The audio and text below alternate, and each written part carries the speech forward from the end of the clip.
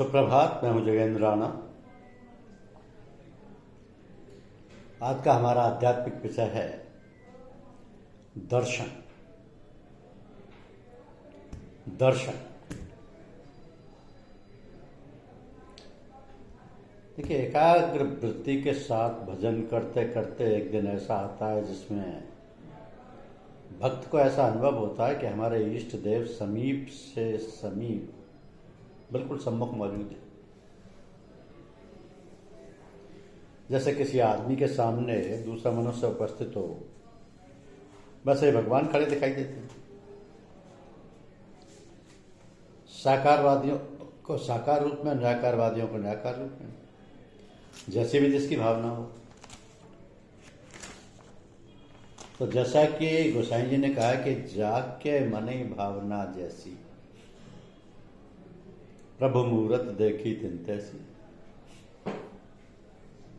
यही उपासना या हुजूरी कहलाती है। यही उपासना का दर्शन है। यही भक्तों का भगवत साक्षात्कार है।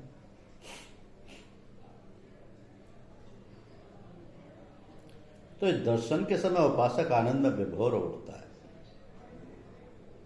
खोई वस्तु मिल जाने पर जैसे खुशी आदमी को मिलती है, वैसे वह हर्ष से प्रफुल्लित हो उठता है। शरीर की सुध बुध लुप्त हो जाती है, हृदय पुलकायमान हो जाता है, इंद्रियां अपने व्यापार छोड़ देती हैं, मन निश्चेत अवस्था में चला जाता है, बुद्धि उन्हीं की रूप माधुरी में मुग्ध हो जाती है। केवल अहम का अस्तित्व रह जाता है, मगर वो भी बहुत सूक्ष्म। उस समय वो अपनी कहता है और उनकी सुनता है। ये मिलाप की बातें अधिकतर या तो संकेत या इशारों में होती हैं। हृदय अपना प्रश्न करता है और हृदय ही उसका उत्तर देता है। तो हृदय में एक प्रकार की हरकत होती है जिससे चिदाकाश में कंपन होता है, और वही कंपन शब्द का सूक्ष्म रूप अंतर ही अंतर में प्रकट करता है। उस समय जीवात्मा संतुष्ट हो जाता है। उसे पूरा यकीन हो जाता है कि जो कुछ मेरे अंदर शंकाएं थीं उनका समाधान हो गया। तो ये उपासना का दर्शन स्थायी नहीं होता, क्षणिक होता है। बिजली के कौंधे की तरह आता है और चला जाता है।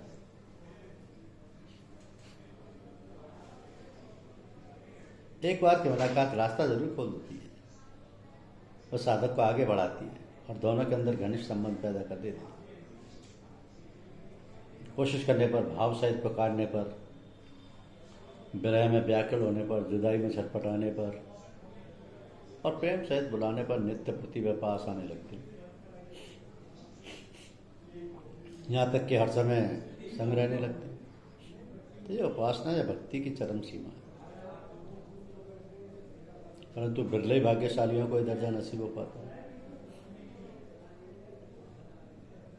तो जिस प्रकार पारस से स्पर्श करते ही लोहा अपना रंग रूप बदल बहुमूल्य सुवर्ण बन जाता है और राजमुकुट व देव रमणियों के गले को सुशोभित करता है, उसी तरह जो साधारण व्यक्ति भी दया से क्षणिक दर्शन कर सका वो मनुष्य नहीं रहता। उसी दिन से उसकी कांति, चेष्टा, भाव, गुण सब बदल जाते हैं। वो कुछ दूसरे ही लोग का प्राणी बन जाता है। रजोगुण और तमोगुण उसका संग छोड़ देते हैं और सत्वगुण स्वभाव में आ जाता है।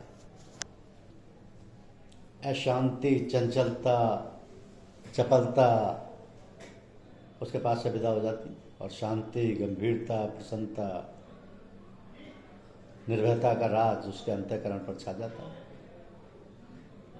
मुख दिव्य तेज से दमकने लगता है। रहन सहन, रंग ढंग, सारे व्यवहार बदल जाते हैं। अवगुण एक के बाद एक उसके अंदर से निकलने लगते हैं और सद्गुणों का प्रादुर्भाव होने लगता है। कुसंस्कार दग्ध हो जाते हैं, पाप क्षीण हो जाते हैं, कुवासनाएं मिट जाती हैं और वो शांत रस के अमृत जल में डुबकियां लगाने लगता है। तो भगवान राम ने कहा है कि सन्मुख होय जीव मोहि जगही, कोटि जन्म अगनाश तभी।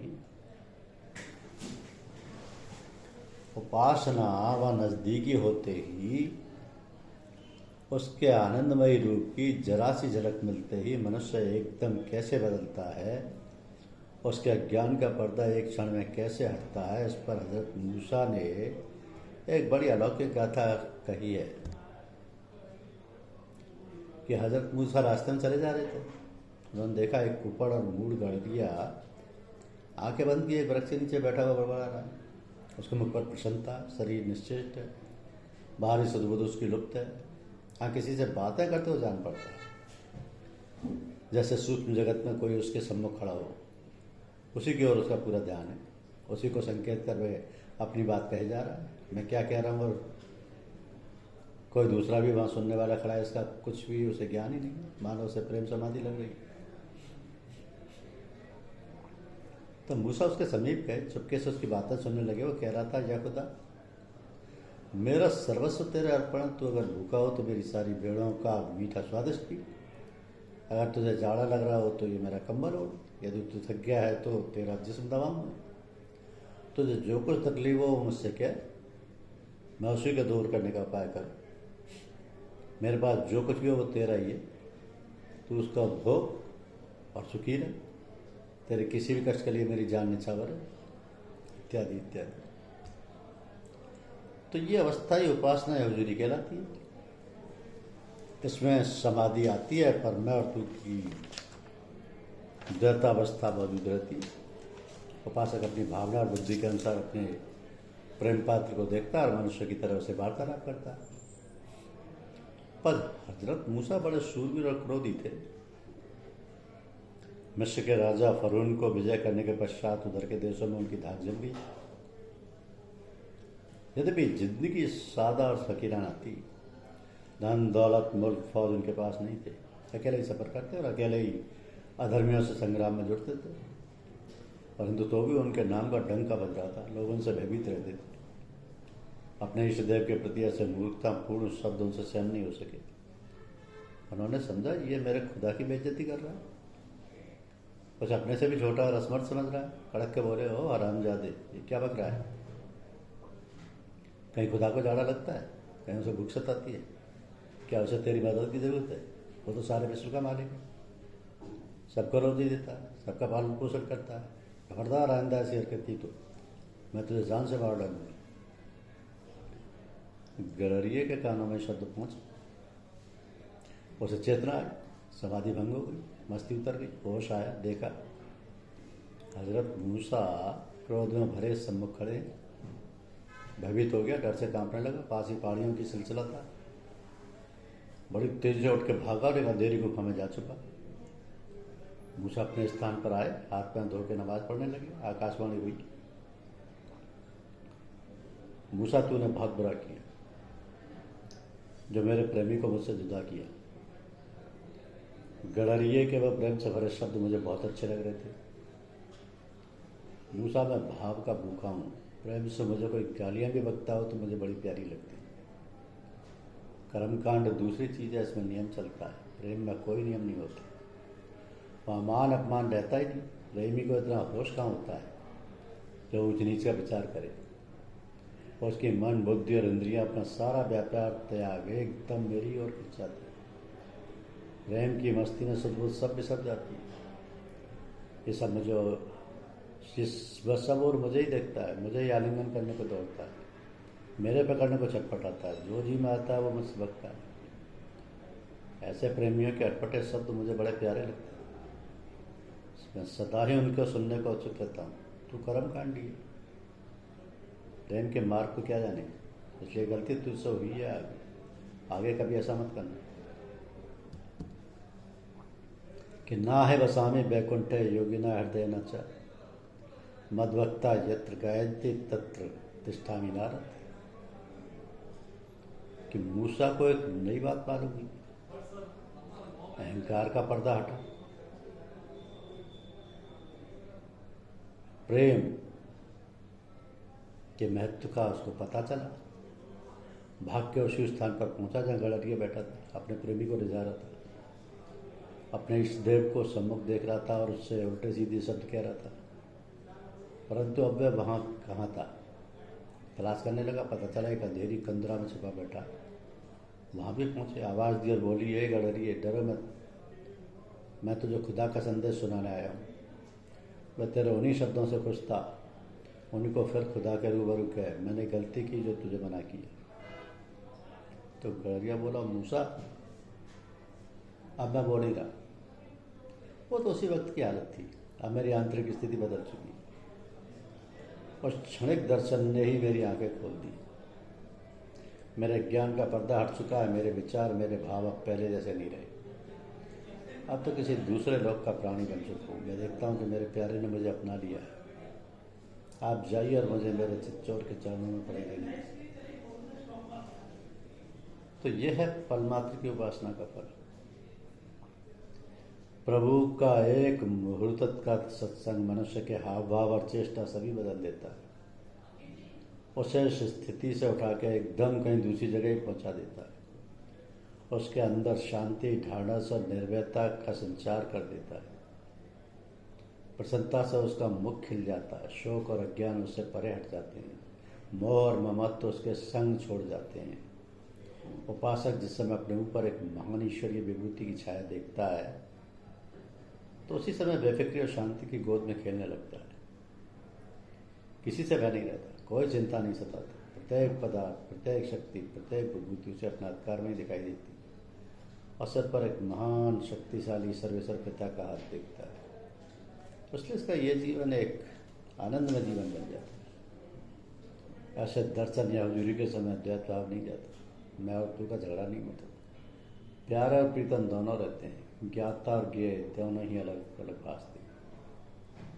परंतु फिर भी कोई ऐसी अवस्था आवश्यक होती है जिसमें शरीर का भास नहीं होता।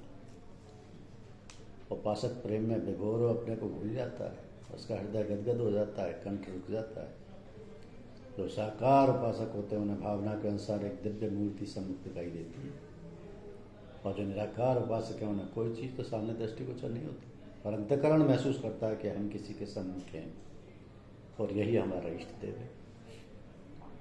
उस समय दिल में अविश्वास या शंका का स्थान नहीं रहता। ना दिखाई देने पर भी पूरा यकीन हो जाता है, ना दिखाई देने पर भी पूरा यकीन हो जाता है, और सब प्रकार से शांति मिल जाती है। तो ऐसा दर्शन कभी तो क्षणिक होता है, कभी बिजली के कौंधे की तरह आया और चला गया, कभी मिनटों और घंटों ठहरता है। बारंबार ऐसी उपासना मिलने पर किसी किसी भाग्यशाली को ऐसा अवसर भी हाथ आ जाता है कि अपने समीप साक्षात उसी रूप को महीनों और वर्षों देखता है, और जैसे दूसरे लोगों से बातचीत करता है वैसे उनसे भी किया करता है। जिसका दृष्टांत मीराबाई और परमहंस कृष्णदेव जी के जीवन से मिलता है, और भी अनेक महात्मा ऐसे देखने को मिलते हैं कि प्रेम दीवाने जो भय मन भय चकनाचूर, छके रहे घूमत फिरे साहब देख हुजूर। प्रेम दीवानी जो भय कहें बहकते नैन, प्रेम दीवाने जो भय कहें बहकते बैन, सहजो मुख हासी झूठे कबो टपके नैन। इस दर्शन के भी अधिकार और अनाधिकार से दो भेद होते हैं। शुरू में दर्शन अनाधिकार में ही होता है। वर्षों आस लगाने पर और सालों सीओ टक लगाए रहने पर भी जब उनकी मौज होती है तभी वो पर्दा हटा सम्मुख आते हैं और दीदार की जरा सी झलक दिखा उधर हो जाते हैं, और आगे बार बार ऐसा होने पर संबंध बढ़ जाते हैं और अधिकार प्राप्त हो जाता है। तो ऐसे अधिकार प्राप्त लोग किसी क्षण में भी उन्हें बुला सकते हैं, किसी क्षण में उनसे बातचीत कर सकते हैं। यद्यपि इस अवस्था तक पहुंचने के लिए बड़े श्याम समय की और बड़े त्याग व तप की आवश्यकता पड़ती है। अनेक जन्मों में भक्ति करते करते वो इतना जीत पाते हैं, पर गुरु कृपा से वह अवस्था कभी कभी सुलभ भी हो जाती है और थोड़े काल में उसे दर्जा नसीब हो जाता है। मगर ये बात भी भाग्याधीन ही समझना चाहिए, हर एक का ऐसा नहीं होता। इस प्रकार दर्शन ही उपासना कहलाता है, क्योंकि इसमें साधक का समीपत्व या हुजूरी मिलती है। साधक को समीपत्व या हुजूरी मिलती है, क्योंकि इस दर्शन के समय द्वैत नहीं मिटता, अहंकार या मैं नाश नहीं होता। इसलिए साधना की अंतिम अवस्था नहीं मानी जाती। अभी इससे आगे भी बहुत कुछ चलना शेष रहता है। यह तो बीच की एक स्टेज है। परंतु फिर भी बहुत ऊंची है। मनुष्य को लग लिपट के इतनी तो कोशिश कर ही लेनी चाहिए कि यहाँ तक पहुँच जाए। ओम हरि ओम। धन्यवाद।